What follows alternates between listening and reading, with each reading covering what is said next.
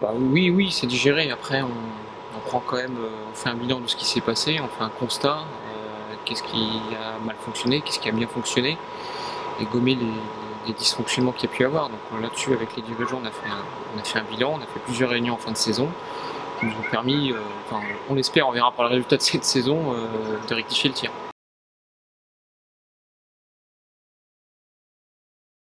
Il y a plusieurs paramètres, il y a plusieurs facteurs.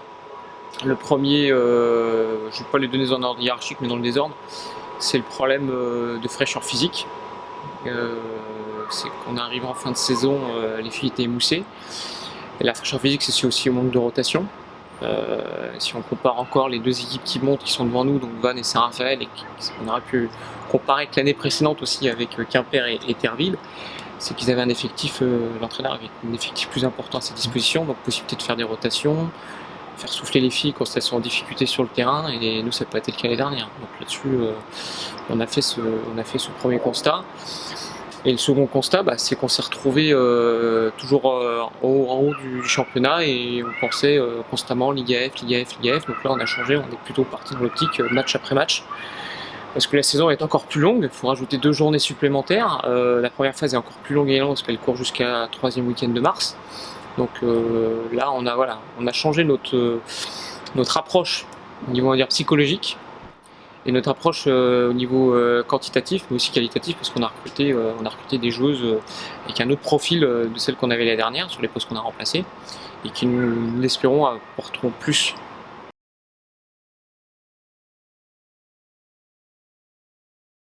Je suis un compétiteur donc j'ai horreur de perdre et de toute façon tous les sportifs de haut niveau que j'ai pu entraîner ont horreur de perdre. Après c'est rebondir tout de suite parce que comme tu m'as posé la question précédemment, est-ce qu'on a fait on est passé à autre chose? Oui, je suis passé à autre chose. Je garde les échecs en tête parce que c'est ce qui fait avancer. Et après, moi je sais qu'à Randolph, je le répète depuis des années, il y a tout pour réussir, tout pour être en Liga F. La structure du club, la structure de la salle, les moyens de travail, donc tout est là en place. Donc je sais que je suis dans un environnement très favorable.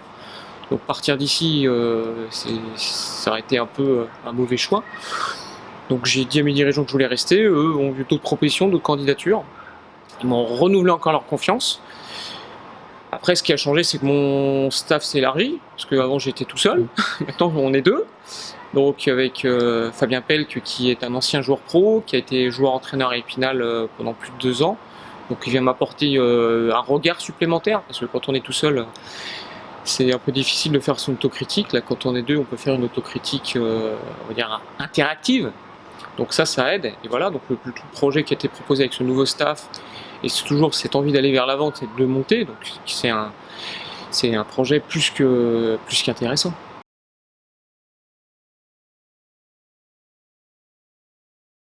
Alors recrutement, déjà il a fallu combler 3 départs.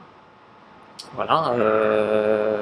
Alors il y a des départs que nous on a voulu parce que voilà, à un moment donné on a voulu partir économiquement sur d'autres postes. Donc on avait 2 libéraux avec Lénaïque Lemoigne. On a dit qu'on s'était ne pas la garder parce que on voulait partir avec une 3e centrale. C'est ce qui nous manquait depuis 2 saisons. Donc on a une 3e centrale qui vient d'arriver.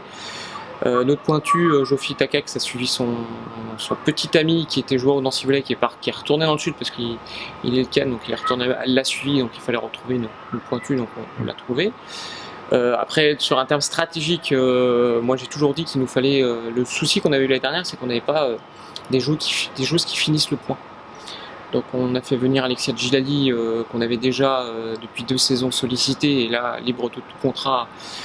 Elle a fait le choix de venir chez nous alors qu'elle a été sollicitée par d'autres clubs.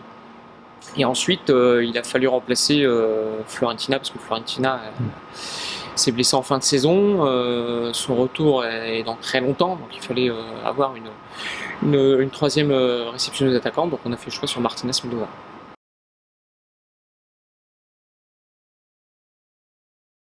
C'est vrai, il y a peu d'équipes de DEF, enfin de EF, parce que c'est plus la DEF, c'est la EF, le championnat EF qu'on se mérite là, donc oui, c'est très bien. Donc on a 2 joueuses qui étaient au dernier stage national, qui sont Alexia Gilali et Isaline Saget-Weiler. On en a une qui, vu comment elle travaille et ce qu'elle montre, elle a envie d'y retourner, c'est Julie Mollinger, qui est notre capitaine maintenant depuis 4 ans. Donc 3 ans, pardon. Donc il faut, voilà, moi je suis assez content de cet effectif. En plus, on joue la carte française par rapport à d'autres clubs. Parce que j'ai reçu les collectifs des adversaires qu'on va avoir. Nous, on a un ratio 60% de françaises, 40% d'étrangères, et d'autres clubs, c'est l'inverse, voire le ratio plus important pour les étrangères. Donc, on joue la carte française à fond.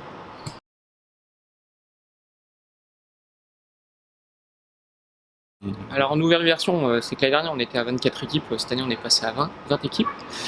Donc, 2 poules de 10. Donc, une première phase qui va commencer donc, ce samedi 20 septembre et qui va, comme j'ai dit, courir jusqu'à la 3e week-end de mars.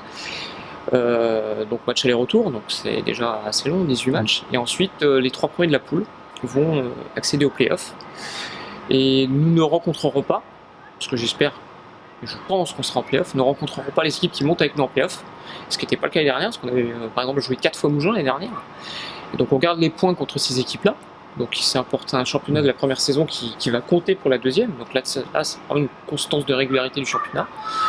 Et donc c'est intéressant, ça fait un championnat qui est long, comme je dis 24 matchs, après faut être bon sur toute la régularité.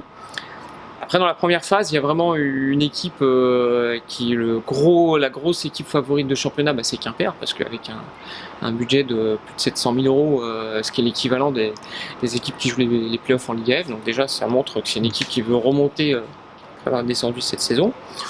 Et on peut rajouter aussi Marc-en-Barœul et Calais, parce que c'est des fiefs de volley. C'est Calais qui est descendu il y a 2 saisons, Marc-en-Barœul qui est pensionnaire de 2e division depuis très très longtemps.